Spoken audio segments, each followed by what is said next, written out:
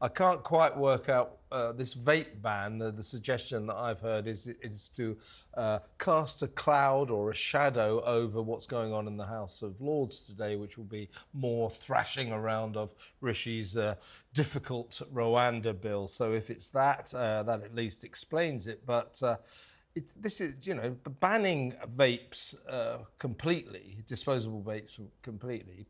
That's classic nanny statism. That's not supposed to be what the Tories are about. There's already a law that bans children under the age of 18 from buying these things. There's a £2,500 fine on shopkeepers should they break that law.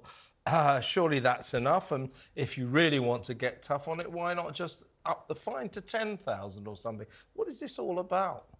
Well, I think it's a number of things. I mean, I think, look, vaping, if you vape, if you are a vapor because you were a former smoker, that is a good thing because we know that the health impacts of smoking is obviously more severe than vaping. However, the way in which they are currently packaged, the way in which they are sold, yes, you're absolutely right. You can't sell a vape to someone that's under the age of 18. But the fact that we're seeing that, 10% nearly of 11 to 15-year-olds have access to these vapes on a daily basis because of the way that they are marketed, because of the flavouring, and they are nicotine substances. The idea that you're going to have a number of young people being hooked effectively on nicotine, I don't think is a good thing and something that we should stop.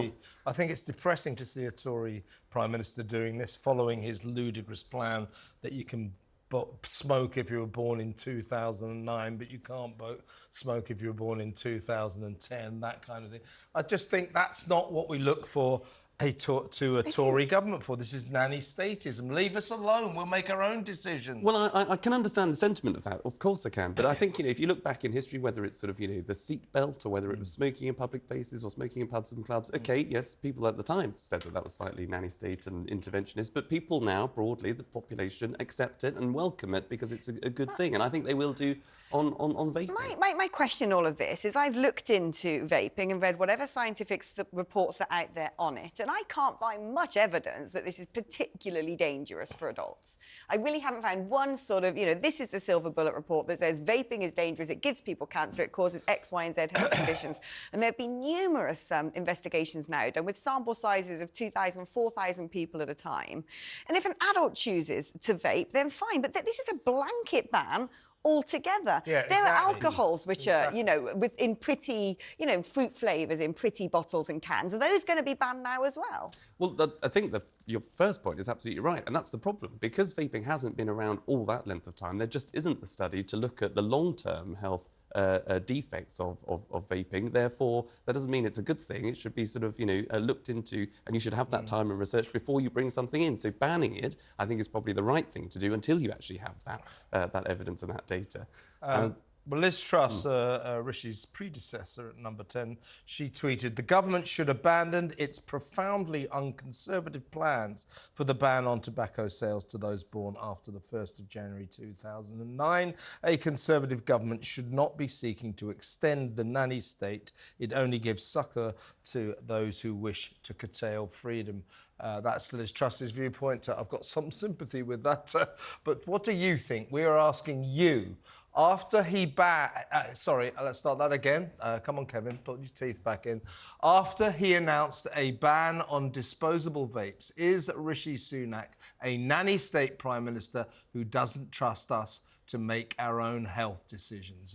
Let us know what you think. Give us a call on 0344 499 1000. You can text us Right Talk at the beginning of your message and send it to 87222, or you can tweet us on X at TalkTV. Thank you very much, Alex. I added some to the pantomime. I hope you noticed and appreciate that. Yeah, I try to copy you sometimes, but I'm not as good at it. Oh, well, as you, the man with the most expressive arms in television. Yeah, I'll leave the performance up to you. Right, to the top story now, and Rishi Sunak's plans to ban disposable vapes and introduce new age limits for buying cigarettes could spark yet another Tory rebellion as former Prime Minister Liz Truss leads a group of MPs planning to vote against the scheme.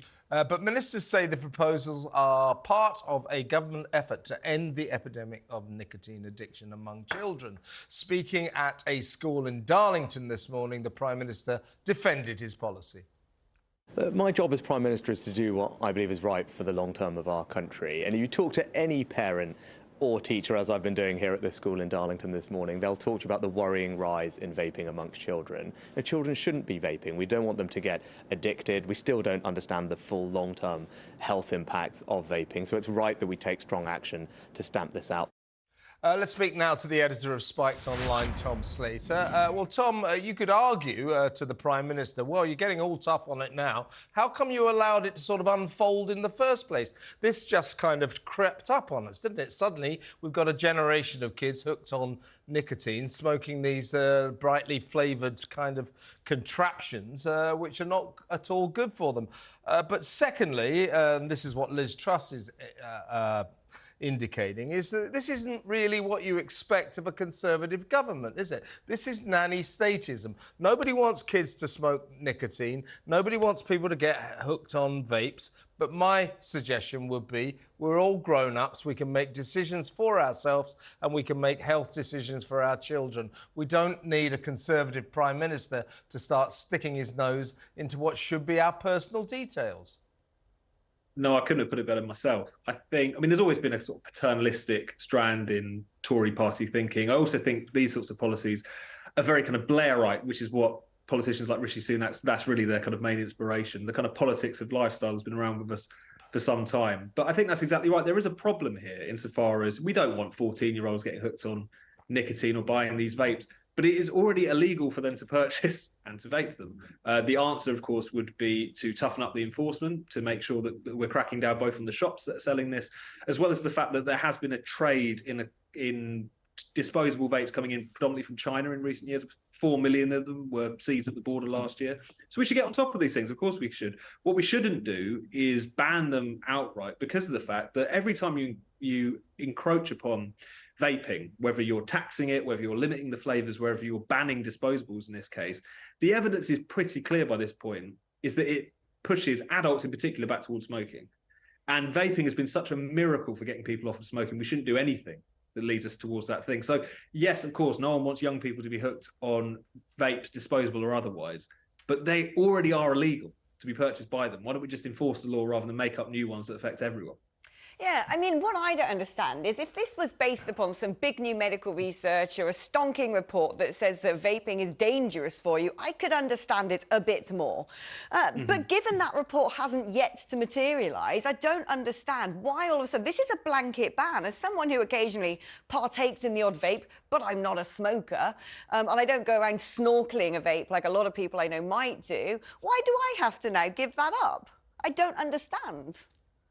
Well, you're right, because at the root of all this is a question about personal choice and liberty. But even if we just focus on the health side of it, I mean, I think the jury is very much in now on vaping. Yes, there's going to be longer term studies and so on, but according to the NHS, their conservative estimate is that it's 95% safer. And I dare say that's probably pretty conservative.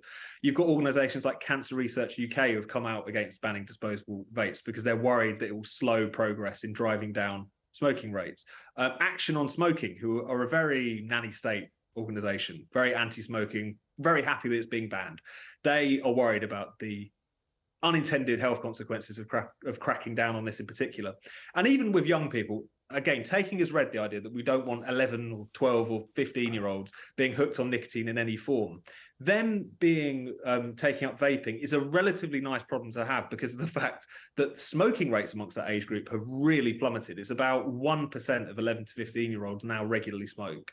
And that's really shot down. Amongst 18 to 24-year-olds, it's halved in the time that vaping has taken off. So taking as read that we don't want young people vaping en masse, the health benefits from vaping are very clear, and we really shouldn't do anything that stops those health benefits from being accessed by adults who should be allowed to make their own choices. Why do you think, Tom, is it that the Prime Minister seems not to understand that strain of conservatism? Power of the individual over the state, power to make our own decisions. Your nation will not come in and control your private affairs. Now, telling us that we cannot buy these vapes at all now, from now on, it's the opposite of conservatism. Why is it that Rishi does not understand that this kind of interfering goes against the grain with Tory voters? Well, I think there's a lot of people in politics who don't understand it. Unfortunately, this is one of those things where all sides of the House of Commons basically agree on this stuff. I mean, it was originally Wes Streeting who was floating the idea of this cigarette ban, which is going to be phased in before the Tories picked it up. And I think there's just, it's the unfortunate fact that that kind of strain of belief in proper old-fashioned liberalism, those kinds of values around what you do in your own time to your own body, which affects no one but yourself, is really no business for the state. It's just been entirely lost. It's been lost in the Tory party, certainly, but across politics in general. So, and even when we talk about the sort of Tory libertarians, they're relatively few in number and have not really ever been able to mount anything like a convincing challenge to all of this. So regrettably, it's just a political tradition which is pretty thin on the ground these days, I think. What I can't do is square the circle on this, because I think there are certain things that probably should be banned, like children having access to adult material online, like people buying knives and using them on the street, like yobs covering their faces, going about on bicycles. There are certain bans that might say, well, this brushes up against adult freedoms, but clearly have a grounding in protecting children, protecting society at large. I can't see how this falls into that category, and yet that sort of stuff's not being done. And pettifogging around vaping is. I think that's exactly right. At the very least, you'd hope there was a kind of overwhelming evidence that this might help towards a certain end. It's just that evidence is just not there, which is why you have had Cancer Research UK, Action on Smoking, come out and say that this is not backed up by the studies that we have and that it could easily be counterproductive. And I keep going back to that point. It is already illegal for a 14-year-old to go into a shop and buy a disposable vape. It is also worth noting that these flavours and this packaging and so on are things that are bought by adults as well. People don't, on the whole, like tobacco-flavoured vapes or plain flavoured vapes. All of the flavours and so on that people hear about are things that adults are buying too. It's often just because you've got politicians who just don't happen to engage in these things, happen not to like vaping or whatever, who are legislating on behalf of everyone else. So it's only going to be negative consequences, not just for personal freedoms we've been talking about, but also for health. And that's why I just don't understand why any sensible government could support this.